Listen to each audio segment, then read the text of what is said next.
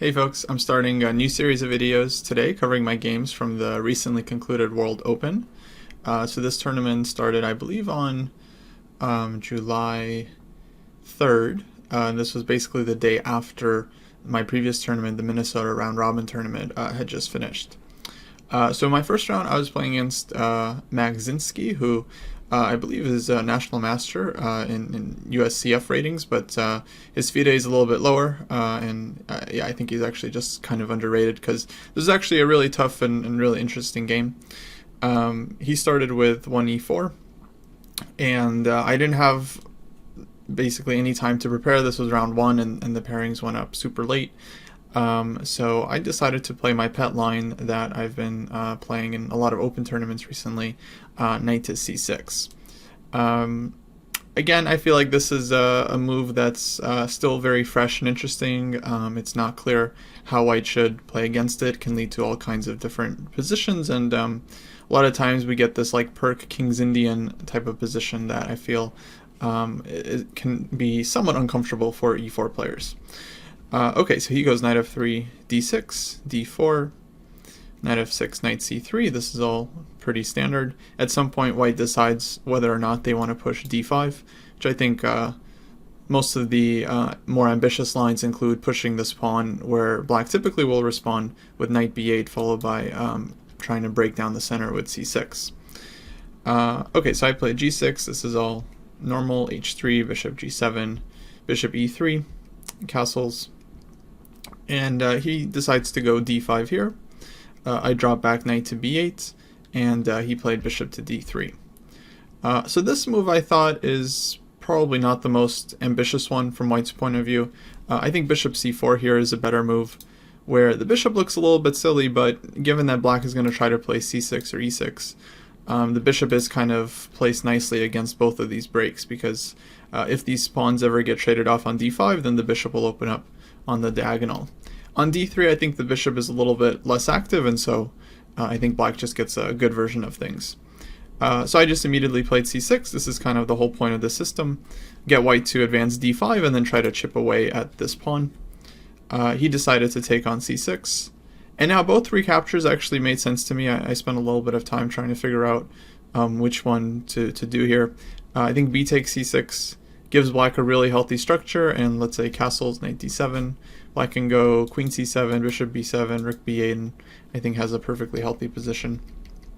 Eventually I decided to just take with the knight, because here I figured we're basically getting a Sicilian dragon in terms of the pawn structure, but white's setup certainly doesn't seem like one of the more dangerous ways of meeting the dragon. You know, there's no Yugoslav attack, no queenside castling.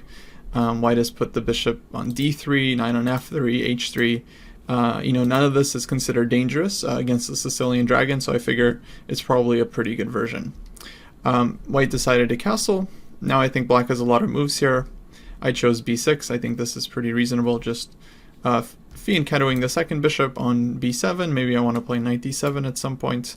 And yeah, I just think I have a really healthy Sicilian type of position. So now white played knight d5. I think this is an interesting move. My first thought was to take on d5 and then play knight to b4. But I think this is actually a little bit dubious, because white can simply move the bishop. Even bishop e2 here I think is perfectly fine. And if black takes on b2, then I think white will just get a ton of compensation. And here, for example, like rook b3, and already it feels very sketchy for black, and both the bishop and knight feel really loose here. So yeah, I quickly decided against that. Eventually I came up with the move knight d7 here, which I think makes a lot of sense. I'm just avoiding the trade, I'm opening up the bishop, and I'm also preparing the move e6. And this is basically kind of what we get in the game, because white plays c3, kind of the most natural move in the position to defend the b-pawn. And now after e6, the knight on d5 doesn't really have a lot of great squares. Knight b4 is not good. We'll just take and open up the diagonal. And knight f4 is played in the game. Seems kind of necessary, but I felt like the knight here is actually not super well placed. Doesn't have a lot of great targets, and it's kind of in the way. And actually I already felt like black is should be getting a little bit of an edge here, and I think that's right. I think black's position is just more comfortable here, basically. Apparently, according to Stockfish, white could have played like bishop b5 here, going for this counterattack, and then after bishop b7, playing something like bishop g5.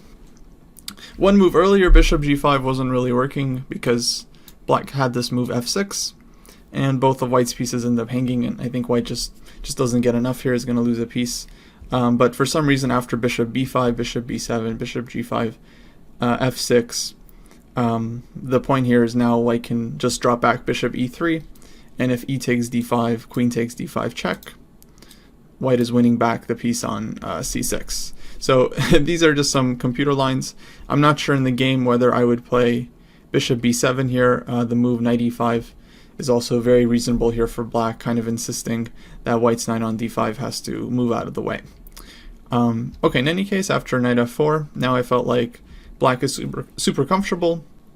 It's only the d6 pawn I really have to worry about, but it can be easily defended with queen e7 and not so easy for white to put pressure on it. But in the meantime, I have the e5 square, I have the semi-open c-file, and I think a lot of small advantages here in black's favor. Okay, so bishop c2 was played, and yeah, here I think black had a nice choice. Probably the best move is something simple like knight f6. It doesn't look like the most natural move to me, but the main idea is simply to defend the d6 pawn, put some pressure on the e4 pawn. I think queen e7 would probably be my choice if I got the position again. Just defending the pawn, preparing to bring a rook to the d file, rook to the c file, knight comes to e5, and again it's just a very healthy Sicilian. Instead, I decided to play, I think, a much more ambitious move, but objectively probably not correct, knight ce5.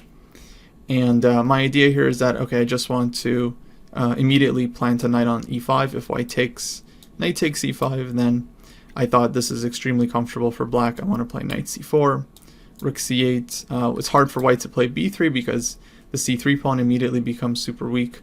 And yeah, it just seems like black is doing extremely well here. But my opponent thought for a while, and eventually he actually took a very principled decision, and after knight e5 he just grabbed the pawn on d6. And black doesn't have any kind of direct refutation. I wouldn't say it's a poison pawn at all. Rather, I just felt like black is going to get very healthy compensation, but nothing decisive. And objectively, this was actually the best move for white in the position, just to take the pawn, try to weather the storm, and eventually try to have a pawn up and play for advantage. So now black's compensation mainly arises from knight takes f3, g takes f3, and now white's kingside is definitely weakened for quite some time here. But now it's not so easy for black to follow up. My initial idea was to play knight to e5 here, which hits the f3 pawn. After queen takes d8, I cannot take on f3 with check because king g2, and I simply don't have enough resources here to get my knight out. Knight h4 check is met with just queen takes h4, and that's not working at all. So instead of taking on f3, black has to recapture. Then after king g2, I think black does get a very healthy amount of compensation in some position like this. It's hard for white to develop. Again, b3 is very difficult to play here, and so yeah, black just has loads of compensation here deep into the endgame. But during the game, I wasn't 100% sure, what my chances were here to actually turn this from just compensation into actually an advantage and win the game.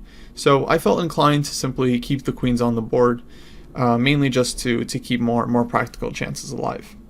So once I got here, I decided to play bishop e5. Actually, another option I had other than knight takes f3 was to play the move knight c4 here, forking the queen and the bishop. But then I thought after, I think it was queen d3 that I didn't like. If I take on e3, queen takes e3, I mean, I think white is basically fine. Yes, I've gotten the two bishops, but white now has just a very healthy pawn, extra pawn up, and yeah, I think just having one good bishop is not really enough compensation to justify that without white having any structural weaknesses. Bishop h6 is kind of annoying, but here I think it's met with knight takes e6 and just not working for black. So this I didn't like, and if knight takes b2, then I think I was really unsure about something like queen b5. And if I want to get my knight out, I thought I might have to play bishop takes c3. But then again, this just looked extremely shaky. I never like doing this with my pieces when they're kind of stuck behind enemy lines. No way to get out, and in danger of being trapped. Actually, I recently did this in my game against international master Sean Nagel in the Minnesota tournament, where I had my knight basically stuck on f2 for a huge chunk of the game, but I was not exactly happy about that situation. It was only out of desperation that I kind of felt I had to commit to that. So yeah, that was definitely an option, but eventually I decided against it. I took on f3, and I decided to play bishop e5. So I'm kicking the queen out of d6, kind of activating my bishop. White went back queen d2, and now just queen e7. So I decided to play the position as just a pure pawn sacrifice, where I'm probably going to be down a pawn for a long time, but I felt like the practical chances were certainly more on my side, since white is going to have to play with a weakened king for many moves here. And in general, I just feel like this is always the more difficult side to play in such an imbalance. I've definitely learned that from experience and trying to defend positions with a pawn up when my position is super weak. And yeah, I've just found that these positions are always much easier to play from the side with the initiative. So yeah, objectively, I felt like the computer probably prefers white's chances, at least by a little bit. I think that's still true. But yeah, in a practical game, I think it's just easier to play black in this position. Okay, so white tried knight g2 here, and the idea was to prepare the move f4 or either bishop g5 as happens in the game. I played rook a d8, bishop g5, and f6. Bishop f6 was definitely possible. I really thought about this quite a bit. The main line that I didn't like here was that after bishop takes f6, queen takes f6, white probably goes f4, and there's an endgame we probably get by force after knight to e5, where let's say white just takes on e5 right away, rook takes d2, e takes f6, rook takes c2.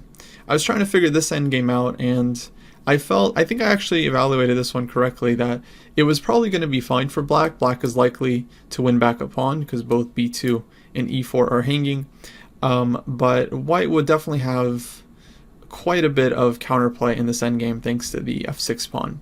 Just leaves black with a lot of back rank issues. It's very hard to get to this pawn, and if white just plays like f3, for example, rook takes b2 and some rook to d1, already it just feels like white is the one who's going to be playing for the initiative here, and my bishop is potentially a good piece, but right now it just feels very difficult to activate.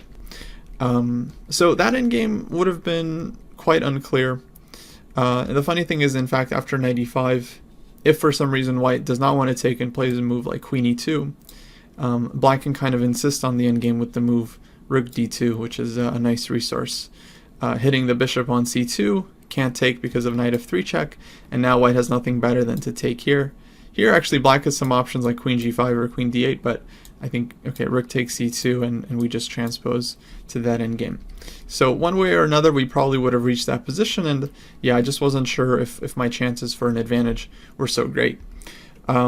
So I played f6, and objectively, I mean, the engine actually likes white after this move, but like I mentioned, I think it's just more difficult to play this position for white than it is for black. So bishop h6, rook f8, queen e3. And here I decided just to play bishop b8, just simple move, dropping back, opening up the e5 square for my knight, and really, well, causing some grief in white's position. Now white has to figure out how exactly to defend against all the threats. I also have ideas of just playing queen d6 and threatening a checkmate on this diagonal, and white always has to be ready to deal with this. So Stockfish really wants white to play f4 here. I think this makes sense. This kind of shuts down a lot of black's counterplay in terms of using the e5 square, also blocking the diagonal. It's a difficult move to play because it does weaken the e4 pawn, and now the light square bishop becomes a much stronger piece. Black has ideas, maybe playing knight c5 and putting more pressure on this one. And it also kind of strands white's bishop away from the rest of his pieces. The bishop on h6 now is just kind of stuck and it's out of the game. And even in some endgames, even though black is down to pawn, it might end up very difficult for white to play the position, since the bishop will just be extremely out of play, and it'll feel like black is an extra piece in the position.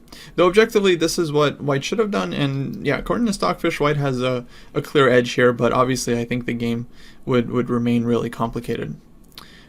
Instead, my opponent played bishop a4, which actually I think was a really interesting move, because he's pinning the knight on d7, my rook on e8 can't really get out of the pin, and after the natural move a6, which I ended up playing, I figured white's main idea was actually just to take the knight on d7 and win a second pawn with queen takes b6. So we'll get back to this position. After bishop a4, I wasn't really thrilled about having to sacrifice a second pawn, but I simply just didn't see another way to keep the pressure up. It turns out knight e5 was playable here, sacrificing some material, and I really considered this for some time. After bishop takes e8, rook d3, queen e2, I was thinking about this position for a while, but yeah, I couldn't really find anything convincing here. Like knight takes f3 check, king h1. If I put my queen somewhere on this diagonal, then I think white can save with bishop f4, and everything seems fine. But the engine finds not knight takes f3, but actually rook takes f3, which I also considered during the game, just briefly, because, okay, we're taking another pawn, and we do have some threats of like rook takes h3 and knight f3 check, but to me it just felt like it's probably not fast enough. I've currently sacrificed a full rook, so it just felt extremely risky and way too unclear to go. Like, I just couldn't figure it out, so I didn't really believe in it, to be honest. But it turns out black has at least a draw, so maybe it was right that I didn't go for this in the long run, because if the best black can get is a draw here, then yeah, it's not really worth going for. Something like bishop b5, rook takes h3, rook a d1, and then white is ready with their own counterplay. If knight f3 check, white will take on f3 and then go rook d7, and yeah, it's just a total mess. So yeah, it's interesting that this actually was possible objectively, but I'm not sure how great my chances were there, because the position is just extremely complicated. Okay, so eventually I figured I just have to go a6 and be willing to give up the second pawn. And yeah, I really thought bishop takes d7 and queen takes b6 was the critical try here. I hadn't yet decided what move I would make in this position, because black is down 2 pawns, but black does have a ton of compensation, especially now that we've gotten the 2 bishops. Currently the dark square bishop is really a strong piece, just kind of threatening on this diagonal, and the problem for white is that if he ever pushes f4, then the light square bishop becomes a monster and is immediately targeting the e4 pawn. So yeah, very difficult to play against these 2 bishops. And the engine actually, after some time, I think just gives like full equality, the usual zeros, 0, 0, 0, indicating that black has enough compensation for equality, but probably not more than a draw. But in a practical game, it again still feels difficult to play this position for white. Maybe I would start with a move like bishop c7, where, okay, bishop on b7 is immune because of bishop h2 check, just kind of kicking the queen back, and let's say queen e3, rook e d8, black dominates the d file. Now white can't play rook d1 anymore, and yeah, not so easy for white to make a move here. At a certain point, I might even play g5 and try to trap the bishop on h6. This is always an idea that white has to be concerned about. And if you try something like bishop f4, for example, then black can also play this position in a more positional spirit, like with e5. Let's say bishop drops back, and then maybe g5 here, and kind of echoing the famous game Winter versus Capablanca, where white's bishop on g3 just gets totally buried on the king side, and then black ends up winning the position on the queen side, where effectively he has an extra minor piece. So this kind of stuff was possible as well. Not to mention that even here, I think white's king is still weak, as black can always go after the h3 pawn. So yeah, I thought this was the critical position to play, but objectively I also felt like that black is going to have pretty decent chances there. Instead, my opponent surprised me. He ended up changing his mind and played the move b4, And I think this happens a lot when players are defending. They at first have the right idea in mind, like his intention originally was just to take on d7 and take the pawn, but then you kind of talk yourself out of it. You find something else, but it doesn't always end up working out so well.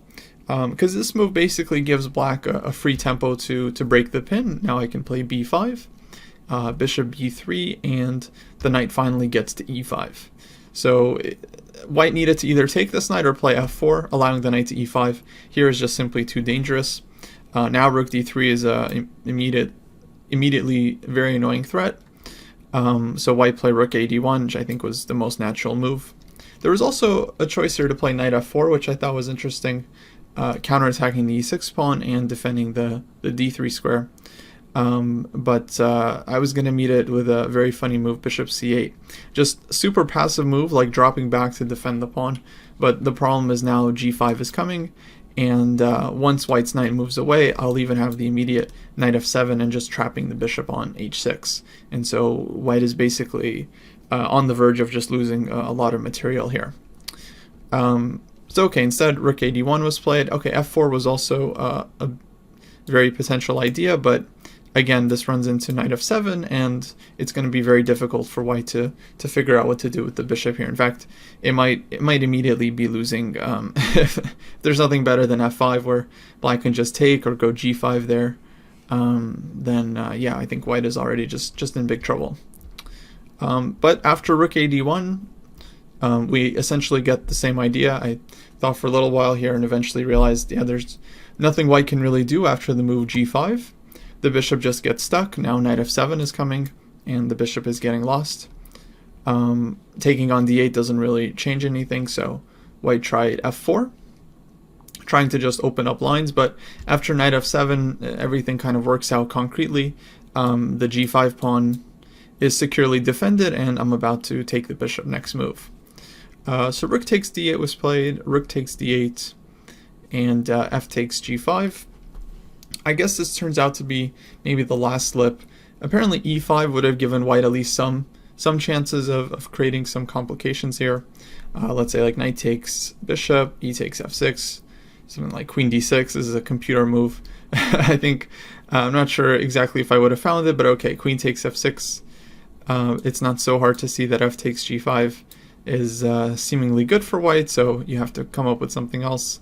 Definitely this would have made life a little bit more difficult for black, but objectively, if white has to go for some endgame like this, where they have a lot of pawns for the bishops, but the pawns are definitely not so strong. I think in practical terms, or in practical games, black is probably still doing really well here. Now g5 pawn is hanging. The two bishops are still extremely dangerous. You know, if white starts pushing f4 too quickly, the rook is going to show up on d2, bishop a7, and it's going to be really dangerous for white's king. But objectively, this was still the best chance for white to try and survive in some endgame like this.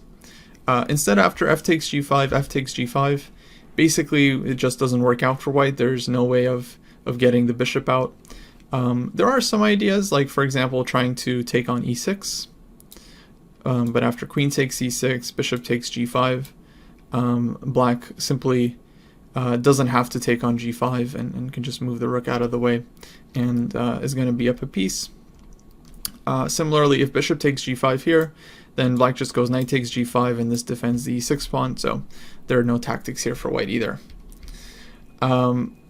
So okay, after some thought, I think my opponent was getting into pretty heavy time trouble, which is pretty natural considering that, yeah, now is the time to just spend all the time and try to figure out any way of getting the bishop out.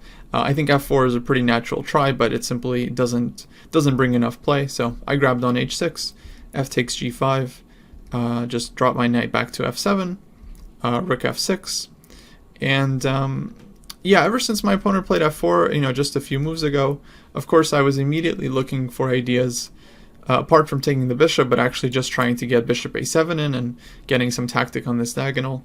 I didn't see anything that was immediately working, so I left it alone. But finally, after rook f6, with the e6 pawn hanging, actually I kind of saw this idea a little bit in advance. I realized I have a nice way of both defending the pawn, with bishop d5, but also opening up this attack with bishop a7. So it's kind of a nice defensive motive here. We can call it a nice counterattack, where not only am I defending, I'm also threatening bishop a7, and I want to just trade off this light square bishop and simplify the position and just start converting my extra piece. So after this move, it's pretty much over. White tried king f1, just getting his king out of the skewer. Bishop takes b3, and I play bishop e5. Now black is just fully taking over. White really just doesn't have any ideas. He tried queen f2, just kind of desperation, sacrificing the rook. Already I felt like, actually, apart from taking the rook, I could even just play knight takes g5 here, and white has no checks, and basically, you know, the game is just over. But I realized there's nothing wrong with taking and going queen d6, covering queen g3 check, and here black is essentially just up a rook. Okay, so the game lasted until basically the time control, and then my opponent called it quits. And yeah, I thought it was a really interesting game. Objectively, it certainly wasn't perfect from my point of view. Like, I had a small advantage out of the opening with black, and objectively I really should have just tried to nurse the advantage, not do anything too rush. But I decided to sacrifice this pawn, and well, my opponent, he took up the challenge, and I think was doing okay for some time, but eventually misplayed things, and yeah, it turned out the position was just a little bit too difficult for white to handle.